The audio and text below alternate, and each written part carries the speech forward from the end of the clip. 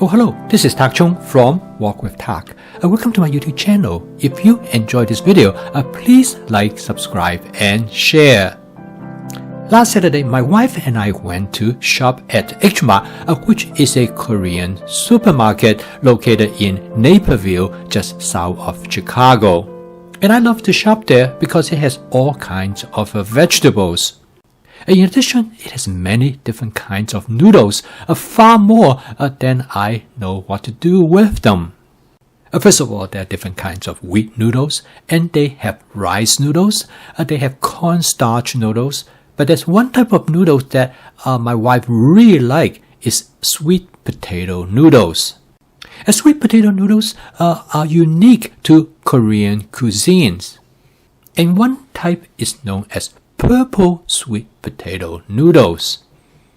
They are actually purple in color. They make from purple sweet potato starch.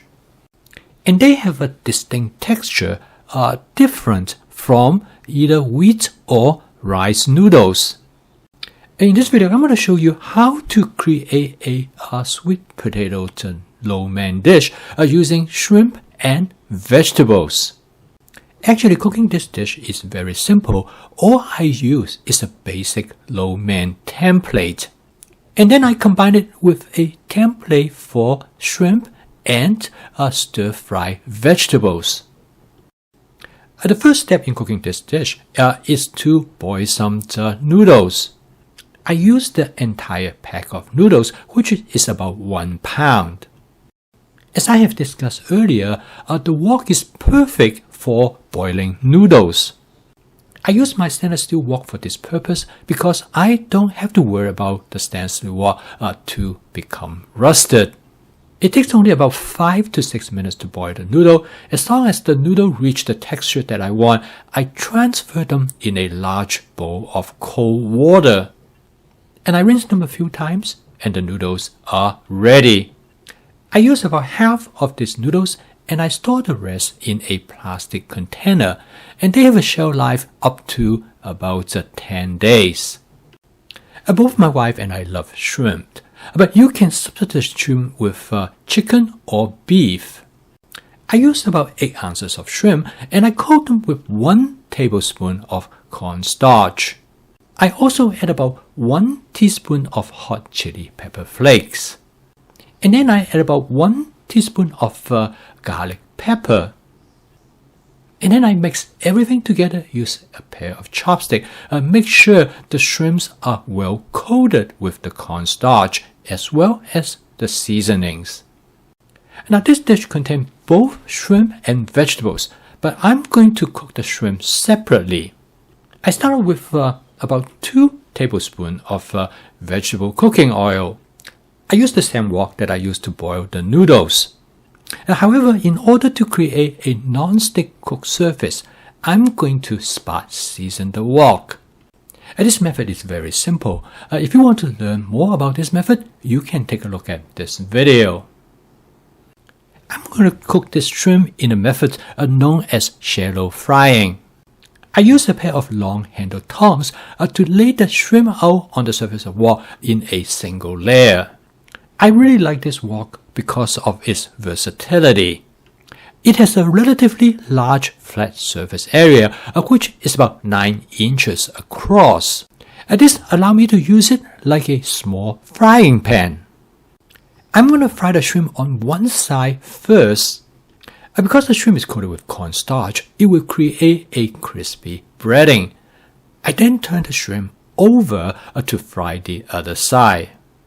This method is very similar to deep frying, and the reason it is known as shallow frying is because you only use a very small amount of oil.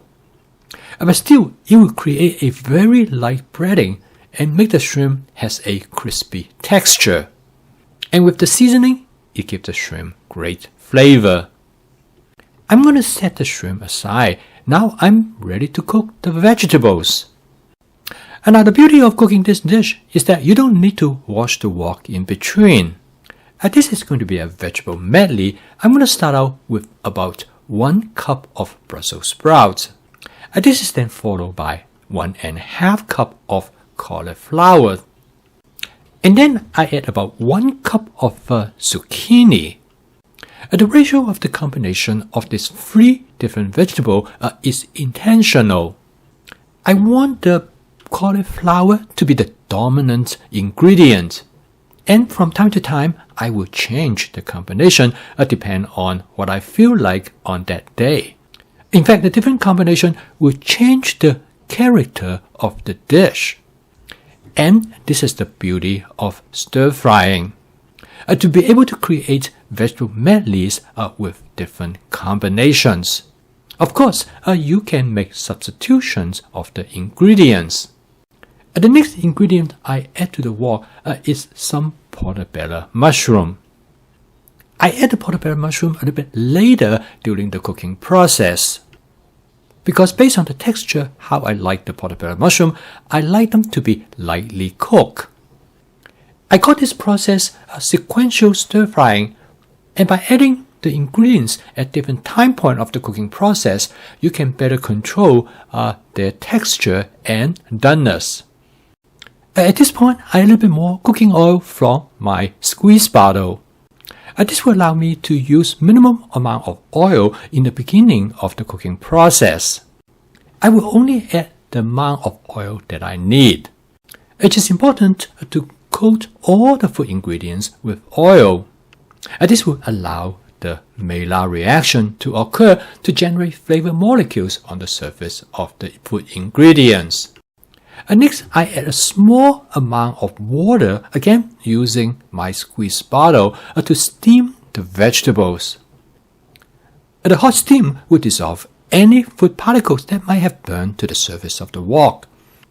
It is great to have a stainless steel wok spatula because you can use it as a scraper to detach this burnt material.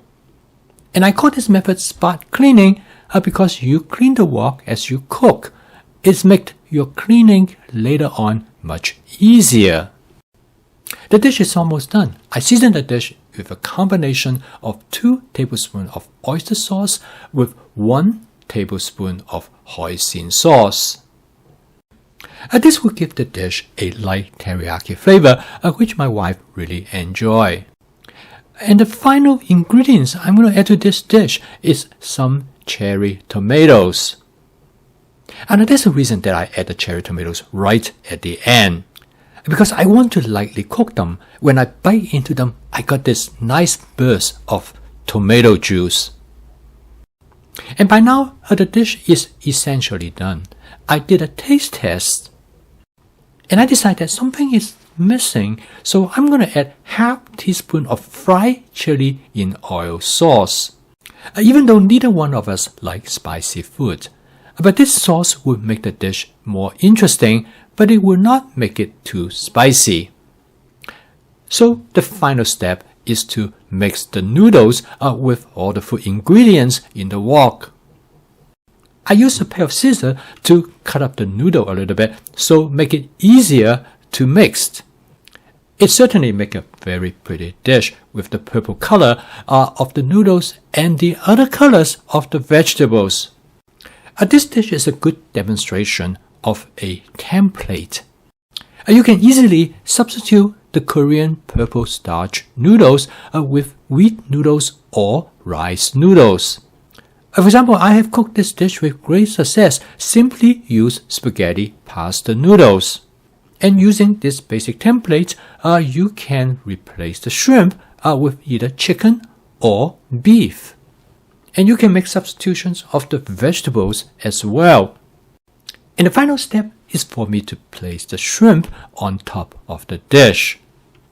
And by cooking the shrimp separately from the vegetables, it allows me to maintain the crispy texture of the shrimp. Now this dish takes very little time to cook, and partly because I have all the vegetables in my advanced prepping. It takes me less than a couple minutes to gather them from the refrigerator. And since the shrimp are individually frozen, I can thaw them out in about 5 minutes. This video is a good demonstration of my fast cooking system. I post a video each day to help you to make home cooking as part of your daily routine using my fast cooking system. And if you'd like to learn more about my cooking system, please subscribe to my YouTube channel. So keep on cooking. I will see you tomorrow.